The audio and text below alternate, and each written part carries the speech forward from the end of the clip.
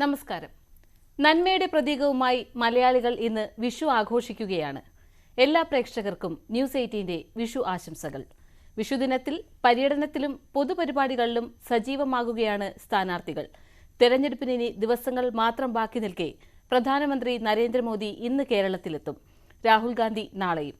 വരും ദിവസങ്ങളിൽ താരപ്രചാരകരും തെരഞ്ഞെടുപ്പ് പ്രചരണത്തിൽ സജീവമാകും. വാർത്തകളുടെ സമഗ്ര ചിത്രവുമായി വാർത്താരംഭം തുടങ്ങുന്നു. ആദ്യം നോക്കാം പ്രധാന തലക്കെട്ടുകൾ.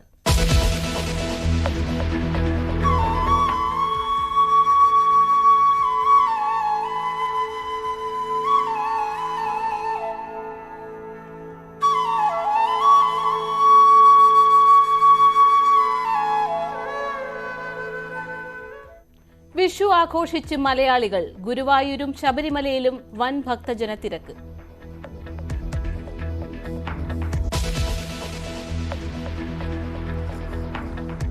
ഇസ്രായേലിന് നേരെ വ്യോമാക്രമണം നടത്തി ഇറാൻ. മിസൈലുകളും ഡ്രോണുകളും തൊടുത്തു. തിരിച്ചടിക്കുമെന്ന് ഇസ്രായേൽ. ഇരു രാജ്യങ്ങളും സംയമനം പാലിക്കണമെന്ന് UN. പശ്ചിമേഷ്യയിലെ സാഹചര്യത്തിൽ ആശങ്കയറിയിച്ച് ഇന്ത്യ.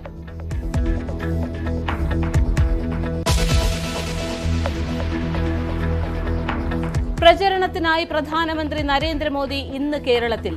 നാളെ കുന്നംകുളത്തും കാട്ടാക്കടയിലും പൊതുപരിപാടികൾ. രാഹുൽ ഗാന്ധി നാളെ എത്തും. വോട്ടെടുപ്പിന് ഇനി 12 നാൾ.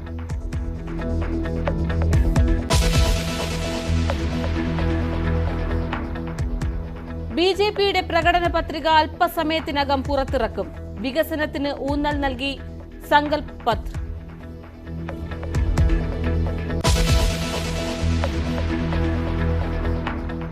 CPM സംസ്ഥാന കമ്മിറ്റി അംഗം ചിന്താ ജെറോമിനെ ആക്രമിക്കാൻ ശ്രമം.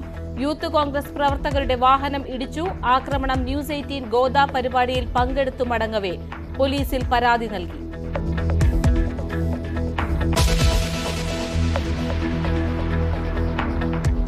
അതിജീവിതയ്ക്ക് പിന്തുണയുമായി WCC. നീതിന്യായ വ്യവസ്ഥയെ അതിജീവിതയെ തോൽപ്പിക്കുന്നു. മെമ്മറി കാർഡ് തുറന്ന് പരിശോധിച്ചവർക്കെതിരെ കർശന നടപടി വേണമെന്നും ആവശ്യം.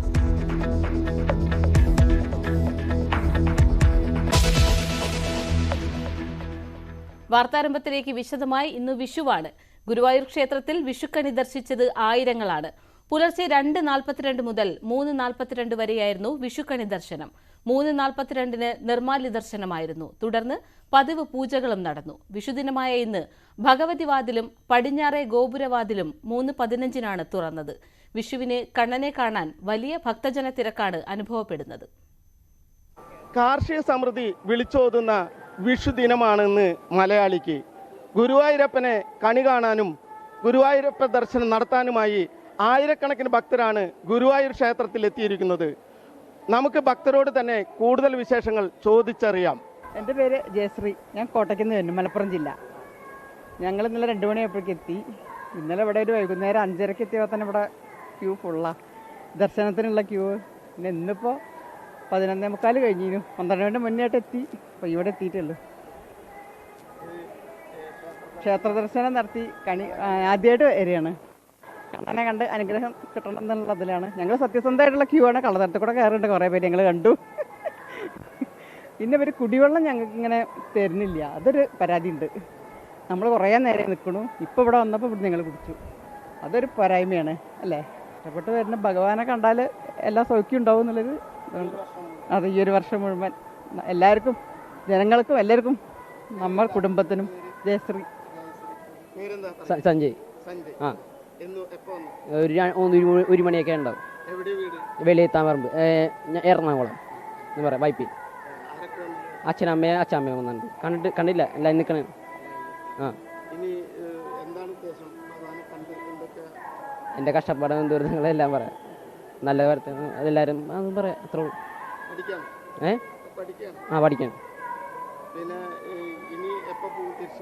ഇനി രാത്രി ഒരു കണ്ടിട്ട് 5 മണിയൊക്കെ 5 മണി 6 മണി 7 മണിയൊക്കെ ആകുമ്പോൾ പോകും. ഫുഡൊക്കെ കഴിച്ചിട്ട് പോകുള്ളൂ. வணக்கம், இனிய தமிழ் புத்தாண்டு நல்வாழ்த்துக்கள். நாங்கள் தமிழ்நாட்டில் இருந்து வரோம். இந்த குருவாயூர் சாமியை பார்க்குறதுனால ரொம்ப ரொம்ப தூரத்தில் இருந்து வரோம். அந்த சாமியை அருள் காட்டணுன்றதுனால நன்றி, வணக்கம். സേലം, തമിഴ്നാട്. ഗുരുവായൂരപ്പനെ ഒരു ദിവസം ദർശിക്കുക, 6 ദിവസം ദർശിക്കുക പറഞ്ഞ ഒരു വലിയൊരു ഭാഗ്യം തന്നെയാണ്. അത് മുൻജന്മ സുഹൃതമായിട്ടാണ്. പിന്നെ വിശേഷ ദിവസങ്ങൾ, വിഷു, അഷ്ടമി, രോഹിണി, ഏകാദശി, ആ ദിവസങ്ങളിൽ അത് പ്രത്യേകിച്ച് ഭഗവാനെ കാണാൻ അതിൻ്റെ സുഖം വേറെയാണ്. കോടിക്കണക്കിന് ജനങ്ങൾ പുറമേ നിന്ന് വരുന്നു, അവരെല്ലാവരും ഭഗവാനെ കൊണ്ട് തൊഴുതു പോണു. ആ ഭഗവാന്റെ ഒരു തിരുമുഖം ഒന്ന് കാണുക, അത് കാണുമ്പോൾ തന്നെ ആ ദിവസം തന്നെ നമുക്കൊരു നല്ലൊരു ഊർജ്ജം തനിയെ വരുന്നുണ്ടെന്നുള്ളതാണ് എൻ്റെ അനുഭവത്തിൽ. ഇപ്പോൾ 61 വയസ്സായി, ഏകദേശം ഒരു 45 വർഷത്തെ പരിചയം വെച്ചാൽ പറയണത്. അപ്പോൾ ഗുരുവായൂരപ്പൻ്റെ അനുഗ്രഹം കൊണ്ട് ലോകത്തിലെ സമസ്ത ജീവജാലങ്ങൾക്കും സർവ്വജനതയ്ക്കും സൗഖ്യം ഉണ്ടാവട്ടെ എന്ന് പ്രാർത്ഥിക്കുന്നു. ഞാൻ ശബരിമലയ്ക്ക് വരാൻ തുടങ്ങി 41 വർഷമായി. ഇത് 41ാമത്തെ വർഷമാണ്. ഇപ്പോൾ വന്നു. വിഷു തിരക്ക് കാരണം ഗുരുവായൂരപ്പൻ്റെ ദർശനം കിട്ടുന്നില്ല. അതുകൊണ്ട് ഇപ്പോൾ മടങ്ങി ഞങ്ങൾ ശബരിമലയ്ക്ക് തന്നെ പോവുകയാണ്. വിഷു വിളക്കിന് വന്നതാണ്. ഇപ്പോൾ കുഴപ്പമൊന്നുമില്ല. ഞങ്ങളങ്ങനെ കൊല്ലം വരാറുണ്ട്. ഞങ്ങൾ 22 പേര് 30 പേര് ഒരു ബസ്സിൻ്റെ ആൾക്കാരുണ്ടാവും. ഞങ്ങൾ കർണാടകത്തിൽ നിന്നാണ് വരുന്നത്. പിരിയാപട്ടണം താലൂക്ക് എന്ന് പറയും, അവിടെ നിന്നാണ് ഞങ്ങൾ വരുന്നത്. ഗാന്ധിനഗരം എന്ന് പറയും ഞങ്ങളുടെ ഗ്രാമത്തിൻ്റെ പേര്. അങ്ങനെ ഞങ്ങൾ വരുന്നു, ഇത്രയും പേര്. മലയാളം നന്നായിട്ട് സംസാരിക്കുന്നുണ്ടല്ലോ. ഞാൻ മലയാളി തന്നെയാണ്. ഞങ്ങൾ ജനിച്ച് വളർന്നൊക്കെ കർണാടകയിലാണ്. സ്വന്തം നാട്, ഭാര്യ നാട് കോട്ടയമാണ്. എൻ്റെ നാട് കുറ്റിപ്പുറം, ഗുരുവായൂർ കുറ്റിപ്പുറമാണ്. ഞങ്ങൾ അവിടെ പോയിട്ടാണ് സെറ്റിലായിരിക്കുന്നത്. എൻ്റെ പേര് രമ്യ. ഞാൻ ഹരിപ്പാട് നിന്നാണ് വരുന്നത്. ഞാൻ എല്ലാ വർഷവും എല്ലാ മാസം 1-ാം തീയതി ഞാനിവിടെ വരുന്നതാണ്. ഇന്ന് വിഷുവായിട്ട് എൻ്റെ മോനെ ഹോസ്പിറ്റലൈസ്, എന്നിട്ട് ഞാൻ ഓടി വന്നതാണ് ഭഗവാനെ ഒന്ന് കാണാൻ വേണ്ടിയിട്ട്. ഒരുപാട് കാര്യങ്ങൾ പറയാനുണ്ട് ഭഗവാനോട്. ഞങ്ങൾ അകത്ത് കയറി തൊഴുതില്ല, തൊഴാൻ വെയിറ്റ് ചെയ്ത് നിൽക്കുക. കണി ദർശനം പുറത്തു നിന്ന് കണ്ടതേ ഉള്ളൂ. ഇനി അകത്ത് കയറി തൊഴണം. ഇന്ന് വെളുപ്പിനെ വന്നു. ഞങ്ങൾ ഇന്ന് വൈകിട്ടേ പോകത്തുള്ളൂ. വീട്ടിൽ നിന്ന് 2 മണിക്ക് വന്നാണ് 4 മണിക്കൂടെ ലാൻഡ് ചെയ്തു. അപ്പോൾ ക്യൂ നിന്നതാണ്. കുറച്ച് തിരക്കും കാര്യങ്ങളൊക്കെ ഉണ്ട്. അത് കുഴപ്പമില്ല. ഭഗവാനെ നന്നായിട്ട് തൊഴുതു ഇറങ്ങി. കണി കണ്ടു, തൊഴുകലും കണികാണലൊക്കെ കഴിഞ്ഞു ഇറങ്ങി. വിഷുക്കണി ദർശനത്തിനായി ആയിരങ്ങളാണ് ഇപ്പോൾ ഗുരുവായൂർ ക്ഷേത്ര നടയിലേക്ക് ഒഴുകിക്കൊണ്ടിരിക്കുന്നത്. 1 മണിക്കൂറാണ് കണി ദർശനമെങ്കിലും ഇന്ന് തുടർച്ചയായുള്ള ഭക്തരുടെ ഒഴുക്കാണ് നമുക്കിപ്പോൾ കാണാൻ കഴിയുന്നത്. ഗുരുവായൂരിൽ നിന്നും ഞാൻ രാജു ഗുരുവായൂർ, ന്യൂസ് 18. BJP പ്രകടന പത്രിക പുറത്തിറക്കുകയാണ്. പ്രധാനമന്ത്രി നരേന്ദ്രമോദി അടക്കമുള്ള നേതാക്കൾ വേദിയിലുണ്ട്. തത്സമയം एक समय में हमने एकात्म मानववाद की बात कही, उसी को आगे हम लोगों ने, जब हम सरकार में आए तो अंत्योदय के रूप में हम लोगों ने उसको स्थापित किया और प्रधानमंत्री मोदी जी ने उसको सरल भाषा में सबको समावेश करते हुए और सबकी भाषा में उसको सबका साथ, सबका विकास, सबका विश्वास, सबका प्रयास से जोड़ते हुए नीतियों को आगे बढ़ाने का काम किया। मुझे याद है कि 2014 में जब प्रधानमंत्री मोदी जी संसदीय दल के नेता सेंट्रल हॉल में चुने गए थे, तो उस समय उन्होंने बड़े स्पष्ट शब्दों में कहा था कि हमारी सरकार गरीब को समर्पित है, हमारी सरकार गांव के विकास को समर्पित है, हमारी सरकार जो समाज के अंतिम पायदान पर खड़ा व्यक्ति है उसको समर्पित है। और उसी को कार्य रूप देते हुए 2014 से एक लंबी यात्रा करते हुए पिछले 10 वर्षों में प्रधानमंत्री मोदी जी के नेतृत्व में देश ने इन सारे आयामों को बखूबी जनता को, गांव गरीब की चिंता करते हुए उसको आगे बढ़ाने का काम किया है। मित्रों, मैं यहां एक बात और भी कहना चाहता हूं कि जब देश की जनता क्लियर मैंडेट देती है तो नतीजे भी बड़ी स्पष्टता के साथ आते हैं। हम सब लोग जानते हैं कि 2014 में प्रधानमंत्री मोदी जी के नेतृत्व में हमारा वोट शेयर 31% पहुंचा, 282 सीटें हमने लोकसभा की जीती। और 2019 में प्रधानमंत्री मोदी जी के नेतृत्व में हमने अपना ही रिकॉर्ड तोड़ा और हमारा वोट शेयर 37.3% तक पहुंचा और हमारा वो सीट शेयर 303 सीटें हम लोगों ने लोकसभा में जीती। हम ये कह सकते हैं कि इस क्लियर मैंडेट को प्रधानमंत्री मोदी जी ने गांव के लिए, गरीब के लिए, वंचित के लिए, दलित के लिए, हमारी महिलाओं के लिए, हमारे युवाओं के लिए, हमारे किसान भाइयों के लिए और हमारे वंचित भाइयों के लिए उनको समर्पित किया। और उसी तरीके से अगर मैं गांव की बात करूं तो आज गांव, मैं यहां प्रधानमंत्री जी थोड़ा समय जरूर लेना चाहूंगा, लेकिन मुझे याद है 1993 ന്യൂസ് ഡെസ്കിൽ നിന്നും സുവി വിശ്വനാഥ് ചേരുന്നു. സുവി, ബിജെപിയുടെ പ്രകടന പത്രികയിൽ എന്തൊക്കെയാണ് പ്രതീക്ഷിക്കേണ്ടത്? പാർവതി, ലോക്സഭാ തെരഞ്ഞെടുപ്പിനുള്ള ബിജെപിയുടെ പ്രകടന പത്രിക പുറത്തിറക്കുകയാണ്. ലോക്സഭാ തെരഞ്ഞെടുപ്പിന്റെ ആദ്യഘട്ട വോട്ടെടുപ്പിന് ഇനി ദിവസങ്ങൾ മാത്രം ശേഷിക്കുകയാണ്. ബിജെപി ഇപ്പോൾ പ്രകടന പത്രിക പുറത്തിറക്കുന്നത്. സങ്കൽപ് പത്ര എന്ന പേരിലാണ് പ്രകടന പത്രിക ഉള്ളത്. ബിജെപി അധ്യക്ഷൻ ജെ.പി. നഡ്ഡ ഇപ്പോൾ സംസാരിച്ചുകൊണ്ടിരിക്കുകയാണ്. അല്പസമയത്തിനകം തന്നെ പ്രധാനമന്ത്രി സങ്കൽപ് പത്ര പുറത്തിറക്കും. കേന്ദ്ര ആഭ്യന്തരമന്ത്രി അമിത്ഷാ, അതുപോലെ തന്നെ ജെ.പി. നഡ്ഡ, പ്രതിരോധ മന്ത്രി രാജ്നാഥ് സിംഗ് ഉൾപ്പെടെയുള്ളവർ ഇപ്പോൾ അവിടെയുണ്ട്. ഏതാനും ദിവസങ്ങളായി രാജ്നാഥ് സിംഗിന്റെ അധ്യക്ഷതയിലാണ് ഈ പ്രകടന പത്രിക തയ്യാറാക്കിയിരിക്കുന്നത്. 27 അംഗങ്ങൾ ഉള്ള ഒരു സമിതിയാണ് ഇത് തയ്യാറാക്കിയത്. 4 ലക്ഷത്തോളം പേരിൽ നിന്നായി നിർദ്ദേശങ്ങൾ ശേഖരിച്ചതിന് ശേഷമാണ് പ്രകടന പത്രിക തയ്യാറാക്കുന്നത് എന്നാണ് ഇവർ ബിജെപി അവകാശപ്പെടുന്നത്. ഏതായാലും വികസനം മുൻനിർത്തിക്കൊണ്ടുള്ള ഒരു പ്രകടന പത്രികയാണ് ബിജെപി ലക്ഷ്യമിടുന്നത്. മോദിയുടെ ഗ്യാരണ്ടി വികസിത ഇന്ത്യ 2047 എന്നതിൽ ഊന്നിക്കൊണ്ടുള്ള ഒരു പ്രകടന പത്രികയാണ് പുറത്തിറക്കുന്നത്. നമുക്കറിയാം, കഴിഞ്ഞ ടേമുകളിലെല്ലാം തന്നെ പ്രധാനമായും രാമക്ഷേത്ര നിർമ്മാണം, പൗരത്വ ഭേദഗതി ഉൾപ്പെടെയുള്ള കാര്യങ്ങളായിരുന്നു ബിജെപി ഊന്നൽ നൽകിയിരിക്കുന്നത്. എങ്കിൽ ഇത്തവണ ഏതൊക്കെ ഈ അടുത്ത ടേമിലേക്കുള്ള അതെല്ലാം നടപ്പാക്കി കഴിഞ്ഞ ഒരു സാഹചര്യത്തിൽ എന്താണ് ഇനി ബിജെപി ലക്ഷ്യം വെക്കുന്നത് എന്ന കാര്യമായിരിക്കും പ്രധാനമായും ഊന്നൽ നൽകുക. വികസനത്തിൽ ഊന്നിക്കൊണ്ടുള്ള ഒരു പുതിയ ഇന്ത്യ രൂപീകരിക്കുക എന്ന ലക്ഷ്യമാണ് തങ്ങൾക്ക് പൂർത്തീകരിക്കാനുള്ളത് എന്നാണ് ലോക്സഭാ തെരഞ്ഞെടുപ്പ് പ്രചാരണ വേളയിലെല്ലാം തന്നെ പ്രധാനമന്ത്രി നരേന്ദ്രമോദി ഉൾപ്പെടെയുള്ളവർ വിവരിക്കുന്നത്. സ്ത്രീകൾ, പാവങ്ങൾ, യുവാക്കൾ, കർഷകർ, ഇങ്ങനെ 4 വിഭാഗങ്ങളായി തിരിച്ചുകൊണ്ടുള്ള വികസനത്തിനാണ് ലക്ഷ്യമിടുന്നത് എന്നാണ് പറയുന്നത്. ഈ 4 വിഭാഗങ്ങൾക്ക് വേണ്ടിയുള്ള ഒരു പ്രകടന പത്രികയായിരിക്കും ഉണ്ടാവുക. ഏതായാലും വിവാദപരമായ കാര്യങ്ങൾ പ്രകടന പത്രികയിൽ ഉണ്ടോ എന്നത് അല്പസമയത്തിന് ശേഷം മാത്രമേ നമുക്ക് പറയാൻ സാധിക്കുകയുള്ളൂ. ഭരണഘടനാ ശില്പി ഡോക്ടർ ബി.ആർ. അംബേദ്കറിന്റെ ജന്മവാർഷിക ദിനത്തിലാണ് ഈ പ്രകടന പത്രിക പുറത്തിറക്കുന്നത് ബിജെപി എന്നതും ഏറെ ശ്രദ്ധേയമാണ്. അംബേദ്കറിന്റെ ചിത്രത്തിന് മുന്നിൽ, പാർലമെന്റിലെ അംബേദ്കറിന്റെ ചിത്രത്തിന് മുന്നിൽ പുഷ്പാർച്ചന നടത്തിയതിനു ശേഷമാണ് ബിജെപി നേതാക്കൾ ഇപ്പോൾ ബിജെപി ആസ്ഥാനത്തെത്തി പ്രകടന പത്രിക പുറത്തിറക്കാൻ തയ്യാറാവുന്നത്. ഏതായാലും വികസനം, സ്ത്രീകൾ, അതുപോലെ മറ്റ് കാര്യങ്ങൾ ഇവയെല്ലാം തന്നെ ഊന്നിക്കൊണ്ടുള്ള ഒരു പ്രകടന പത്രികയായിരിക്കും പുറത്തിറക്കുക എന്നാണ് നമുക്ക് മനസ്സിലാക്കാൻ സാധിക്കുന്നത്. ഏതാനും ദിവസങ്ങൾക്ക് മുമ്പാണ് കോൺഗ്രസ് ന്യായ് പത്ര എന്ന പേരിൽ പ്രകടന പത്രിക പുറത്തിറക്കിയിരുന്നത്. അതിൽ 25 ഗ്യാരണ്ടി എന്ന് പറയുന്ന കാര്യത്തിലായിരുന്നു കോൺഗ്രസ് ഊന്നൽ നൽകിയത്. എങ്കിൽ അതിനപ്പുറത്തേക്കുള്ള എന്തെങ്കിലും കാര്യങ്ങളായിരിക്കും പ്രധാനമായും ബിജെപി ലക്ഷ്യം വെക്കുക. പാർവതി. ശരി സുവി, ബിജെപിയുടെ പ്രകടന പത്രിക പുറത്തിറക്കുകയാണ്. പ്രധാനമന്ത്രി നരേന്ദ്രമോദി അടക്കമുള്ള നേതാക്കൾ വേദിയിലുണ്ട്. വിവരങ്ങൾ നൽകിയത് ന്യൂസ് ഡെസ്കിൽ നിന്നും സുവി വിശ്വനാഥ്. ലോക്സഭാ തെരഞ്ഞെടുപ്പ് പ്രചരണത്തിന്റെ ഭാഗമായി പ്രധാനമന്ത്രി നരേന്ദ്രമോദി ഇന്ന് കേരളത്തിലെത്തും.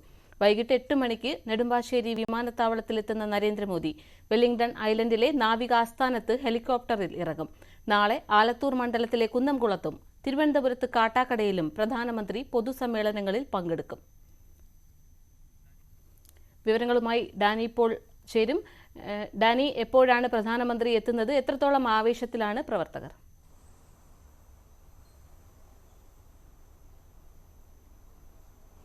പാർവതി, തെരഞ്ഞെടുപ്പ് പ്രഖ്യാപിച്ചതിന് തൊട്ട് മുൻപും എല്ലാമായി പ്രധാനമന്ത്രി തുടർച്ചയായി കേരളത്തിലേക്ക് സന്ദർശനം നടത്തുകയാണ്. അതിൽ പലതും തന്നെയും തെരഞ്ഞെടുപ്പ് ഇപ്പോൾ വരുന്നതെല്ലാം തന്നെ തെരഞ്ഞെടുപ്പ് പരിപാടികളുമായി ലക്ഷ്യം വെച്ചുകൊണ്ടുള്ളതായിരുന്നു. നേരത്തെ പല വികസന പദ്ധതികളുമായി ബന്ധപ്പെട്ടും എല്ലാം തന്നെ അദ്ദേഹം തുടർച്ചയായി വന്നിരുന്നത്. ഈ സന്ദർശനങ്ങളെല്ലാം തന്നെയും പ്രവർത്തകരെ കൂടുതൽ എപ്പോഴും ഏകോപിപ്പിച്ചു നിർത്തുന്നതിൽ, ആവേശത്തോടെ മുന്നോട്ട് കൊണ്ടുപോകുന്നതിൽ, തെരഞ്ഞെടുപ്പിലേക്ക് ഒരുക്കിയെടുക്കുന്നതിൽ ഇതെല്ലാം തന്നെയും വലിയ പങ്ക് വഹിച്ചിട്ടുണ്ട്. ഇതിൻ്റെ തുടർച്ചയെന്നോണമാണ് അദ്ദേഹം വീണ്ടും ഇവിടേക്ക് എത്തുന്നത്. നിലവിലെ ഒരു ചാർട്ട് പ്രകാരം അദ്ദേഹം ഇന്ന് രാത്രി 8 മണിക്ക് ശേഷമാണ് ഇവിടെ നെടുമ്പാശ്ശേരി വിമാനത്താവളത്തിൽ പ്രത്യേക വിമാനത്തിൽ അദ്ദേഹം എത്തുക. അവിടെ നിന്ന് നേവൽ എയർ സ്ട്രിപ്പിലേക്ക് ഹെലികോപ്റ്റർ വഴി അദ്ദേഹം പോകും. തുടർന്ന് കാറിന് എറണാകുളം ഗസ്റ്റ് ഹൗസിലേക്കാണ് അദ്ദേഹം രാത്രി തങ്ങുന്നത്. പിറ്റേന്ന് രാവിലെ 9 മണിയോടുകൂടിയാണ് ഇവിടെ നിന്ന് നേവൽ ഇവിടേക്ക് പോയി അവിടെ നിന്ന് ഹെലികോപ്റ്റർ മാർഗം തൃശ്ശൂരിലേക്ക് എത്തുന്നത്. അവിടെ കുന്നംകുളത്ത് നടക്കുന്ന പരിപാടിയിലാണ് അദ്ദേഹം പ്രവർത്തകരെ അഭിസംബോധന ചെയ്യുക. ആലത്തൂർ മണ്ഡലത്തിനും അതോടൊപ്പം തന്നെ തൃശ്ശൂർ മണ്ഡലത്തിലെയും പ്രവർത്തകർക്കും അദ്ദേഹത്തിന് അഭിവാദ്യം ചെയ്യുന്നതിനുമെല്ലാം അവസരം ഒരുക്കുന്ന രീതിയിൽ ഇതിന് മധ്യത്തിലായാണ് കുന്നംകുളം തെരഞ്ഞെടുത്തിരിക്കുന്നത്. നമുക്കറിയാം വലിയ രീതിയിൽ പ്രാധാന്യം BJP ഈ തൃശ്ശൂർ മേഖലയ്ക്ക് തന്നെ നൽകുന്നുണ്ട്. അതുകൊണ്ട് തന്നെയാണ് അദ്ദേഹത്തിൻ്റെ സന്ദർശനവും അവിടേക്ക് തന്നെ വരുന്നത്. ഇതിനു മുൻപ് സന്ദർശിച്ചപ്പോൾ എല്ലാം തന്നെ കരുവന്നൂർ അടക്കമുള്ള വിഷയങ്ങൾ അദ്ദേഹം പരാമർശിച്ചു പോയിരുന്നു.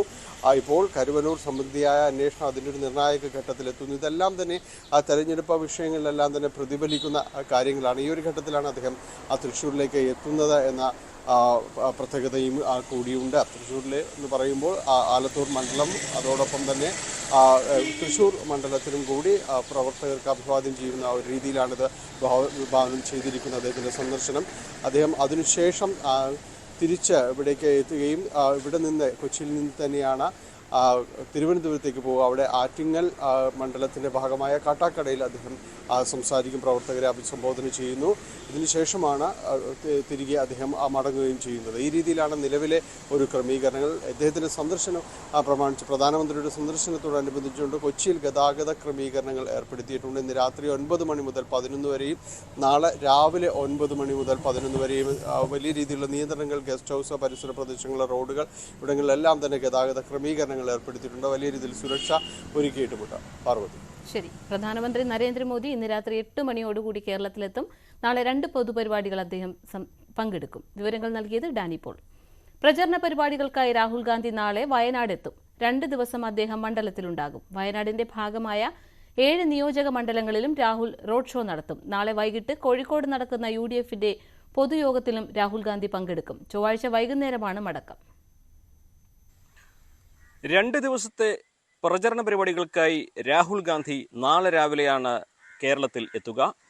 കണ്ണൂർ വിമാനത്താവളത്തിൽ വന്നിറങ്ങുന്ന അദ്ദേഹം തുടർന്ന് സുൽത്താൻ ബത്തേരിയിലെത്തും. രാവിലെ 10 മണിക്കാണ് സുൽത്താൻ ബത്തേരിയിൽ അദ്ദേഹത്തിൻ്റെ ആദ്യ റോഡ് ഷോ. അതിനുശേഷം പുൽപ്പള്ളിയിൽ നടക്കുന്ന കർഷക റാലിയിൽ പങ്കെടുക്കും. 12 മണിക്ക് മാനന്തവാടിയിലും 2:15 വെള്ളമുണ്ടയിലും 3 മണിക്ക് പടിഞ്ഞാറത്തറയിലും രാഹുൽ ഗാന്ധിയുടെ റോഡ് ഷോ നടക്കും. അതിനുശേഷം അദ്ദേഹം നാളെ കോഴിക്കോട്ടേക്ക് പോകും. അവിടെ നടക്കുന്ന UDF-ന്റെ റാലിയിലും പൊതുയോഗത്തിലും അദ്ദേഹം പങ്കെടുക്കും. പിറ്റേ ദിവസവും അദ്ദേഹം വയനാട് മണ്ഡലത്തിൽ തന്നെയാകും ഉണ്ടാവുക. പിറ്റേ ദിവസം, അതായത് ചൊവ്വാഴ്ച രാവിലെ അദ്ദേഹം തിരുവമ്പാടി മണ്ഡലത്തിലാണ് അദ്ദേഹത്തിൻ്റെ ആദ്യ റോഡ് ഷോ. 9:30 കൊടിയത്തൂരിലാണ് ആ റോഡ് ഷോ. അതിനുശേഷം അദ്ദേഹം മലപ്പുറം ജില്ലയിലേക്ക് വരും. 10:30 കീഴുപറമ്പ്, 11:30 ഊർങ്ങാട്ട്, രണ്ടും ഏറനാട് മണ്ഡലത്തിൽപ്പെട്ട സ്ഥലങ്ങളാണ്. 3 മണിക്ക് വമ്പാടും 4 മണിക്ക് നിലമ്പൂരിലും 5:30 കരുവാരക്കുണ്ടിലും അദ്ദേഹത്തിന് റോഡ് ഷോ ഉണ്ടാകും. ഏറ്റവും പ്രധാനപ്പെട്ട കാര്യം, ഈ റോഡ് ഷോയുടെ സമാപനത്തിൽ അദ്ദേഹം വോട്ടർമാരോട് അഭ്യർത്ഥിക്കും, അവരോട് സംസാരിക്കും. പക്ഷേ രാഷ്ട്രീയമായിട്ടുള്ള അദ്ദേഹത്തിൻ്റെ പ്രഖ്യാപനങ്ങളോ പ്രസ്താവനകളോ ഒരു പക്ഷേ ഈ റോഡ് ഷോയിൽ ഉണ്ടാകണം എന്നില്ല. അത് കോഴിക്കോട് നടക്കുന്ന UDF-ന്റെ ആ യോഗത്തിൽ അല്ലെങ്കിൽ സമ്മേളനത്തിലായിരിക്കും ഉണ്ടാവുക എന്ന സൂചനകളാണ് നമുക്ക് ലഭിക്കുന്നത്. കഴിഞ്ഞ തവണ രാഹുൽ ഗാന്ധി വന്നപ്പോൾ ആ റോഡ് ഷോയിൽ UDF-ന്റെ ഒരു കക്ഷികളും കൊടികൾ ഉപയോഗിച്ചിരുന്നില്ല. അതേ രീതിയിൽ തന്നെ കൊടികൾ ഉപയോഗിക്കാതെ ആയിരിക്കും ഈ റോഡ് ഷോകളൊക്കെ എന്ന് കഴിഞ്ഞ ദിവസം KPCC acting president MM Hassan പ്രഖ്യാപിച്ചിരുന്നു. നമുക്കറിയാം, അത് കോൺഗ്രസിൻ്റെ കഴിഞ്ഞ മുൻ അനുഭവങ്ങളിൽ നിന്നും ലഭിച്ച ഒരു ദീർഘവീക്ഷണത്തോടെയുള്ള നടപടി തന്നെ വേണം കരുതാൻ. കാരണം മുസ്ലിം ലീഗിൻ്റെ പച്ച പതാക അത് ഉത്തരേന്ത്യയിൽ BJPയും മറ്റുള്ളവരും പ്രചരിപ്പിക്കുന്നത് പാകിസ്ഥാൻ പതാക എന്ന തരത്തിലാണ്. അപ്പോൾ അത്തരത്തിലുള്ള പ്രചരണങ്ങൾ കഴിഞ്ഞ തവണ കോൺഗ്രസിനും രാഹുൽ ഗാന്ധിക്കുമൊക്കെ ഉത്തരേന്ത്യയിൽ വലിയ തിരിച്ചടി ഉണ്ടാക്കിയിരുന്നു. അതിൻ്റെ അടിസ്ഥാനത്തിലാണ് ഇത്തവണ റോഡ് ഷോകളിലും പ്രചരണങ്ങളിലും രാഹുൽ ഗാന്ധി പങ്കെടുക്കുന്ന പ്രചരണങ്ങളും പതാക ഒഴിവാക്കിക്കൊണ്ടുള്ള ഒരു തീരുമാനം വന്നിരിക്കുന്നത്. എന്താണെങ്കിലും അതിന് വലിയ ആദ്യ ദിവസങ്ങളിൽ വലിയ വിമർശനങ്ങളൊക്കെ ഉണ്ടായിരുന്നെങ്കിൽ പോലും അത് ഉത്തരേന്ത്യയിൽ ഗുണം ചെയ്യുന്നു എന്ന നിഗമനമാണ് കോൺഗ്രസിനുള്ളത്. അതേ നയം തന്നെയായിരിക്കും ഈ 2 ദിവസവും തുടരുക. എന്താണെങ്കിലും ഒരുപാട് വിഷയങ്ങൾ, ഒരുപാട് ചോദ്യങ്ങൾ ഇതിനോടകം തന്നെ രാഹുൽ ഗാന്ധിക്കെതിരെ ഇടതുപക്ഷവും BJPയൊക്കെ ഉന്നയിക്കുന്നുണ്ട്. അതിനെല്ലാമുള്ള രാഷ്ട്രീയമായിട്ടുള്ളൊരു മറുപടി അദ്ദേഹത്തിൻ്റെ ഭാഗത്തുനിന്ന് ഉണ്ടാകുമോ എന്നുള്ളതാണ് കണ്ടറിയേണ്ടത്. അതോടൊപ്പം തന്നെ രാഹുൽ ഗാന്ധിക്ക് പിന്നാലെ മുതിർന്ന നേതാക്കളായ മല്ലികാർജുൻ ഖാർഗെ, പ്രിയങ്ക ഗാന്ധി, DK ശിവകുമാർ തുടങ്ങിയവരെല്ലാം ഈ ദിവസങ്ങളിൽ വയനാട് മണ്ഡലത്തിൽ വിവിധ മേഖലകളിൽ പ്രചരണത്തിന് എത്തുന്നുണ്ട്. എന്നാണെങ്കിലും വയനാട്ടിലെ പ്രചരണം രാഹുൽ ഗാന്ധിയുടെ വരവോടെ അടുത്ത ഘട്ടത്തിലേക്ക് കടക്കുകയാണ്. UDF-ന്റെ എല്ലാ നേതാക്കളും ഈ ദിവസങ്ങളിൽ വയനാട്ടിൽ ഉണ്ടാകുമെന്ന് തന്നെയാണ് കരുതുന്നത്. നാളെ രാവിലെയാണ് രാഹുൽ ഗാന്ധി പ്രചരണങ്ങൾക്കായി വയനാട്ടിലെത്തുക. വയനാട്ടിൽ നിന്നും CV Anumod, news 18.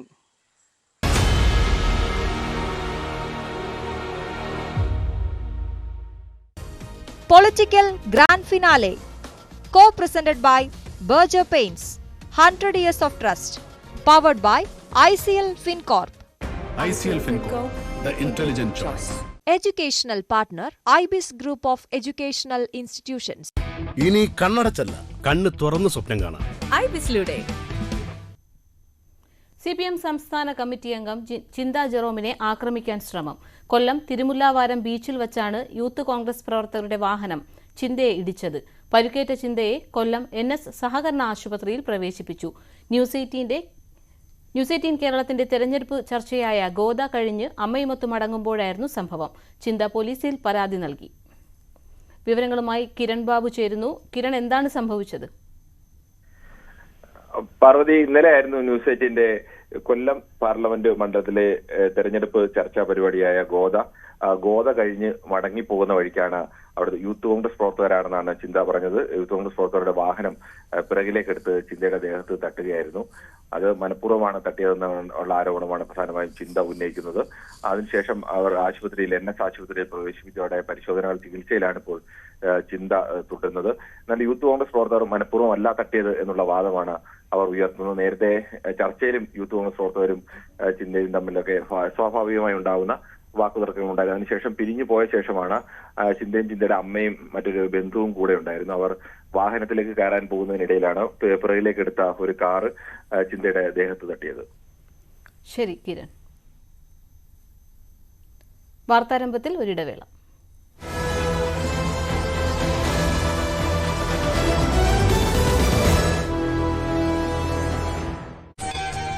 Prasannakumari Bibin C.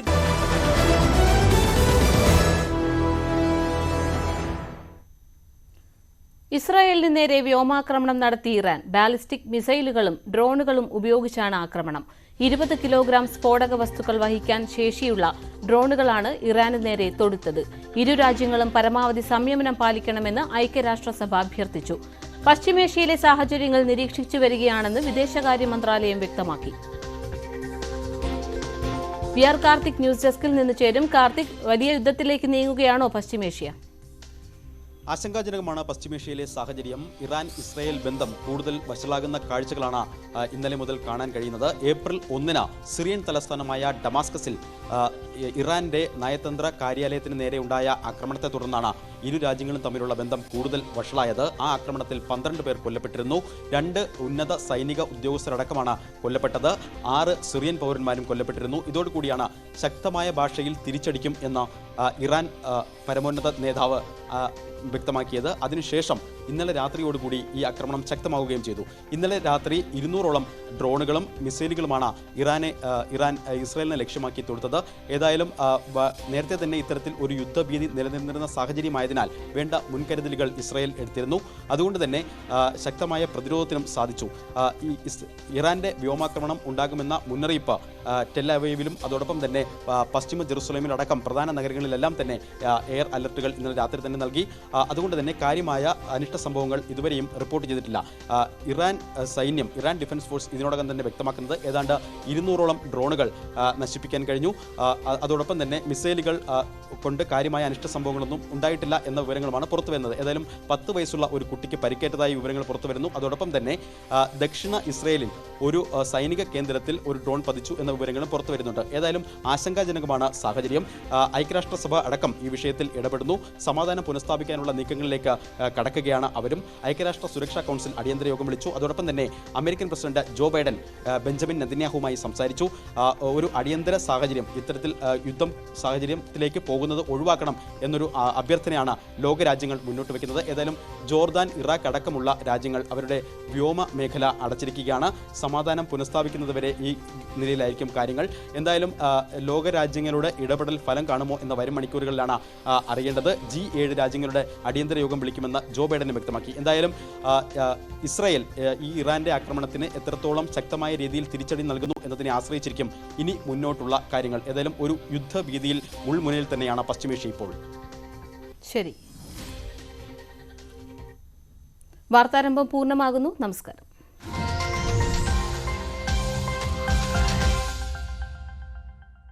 ഗോകുലത്തിൽ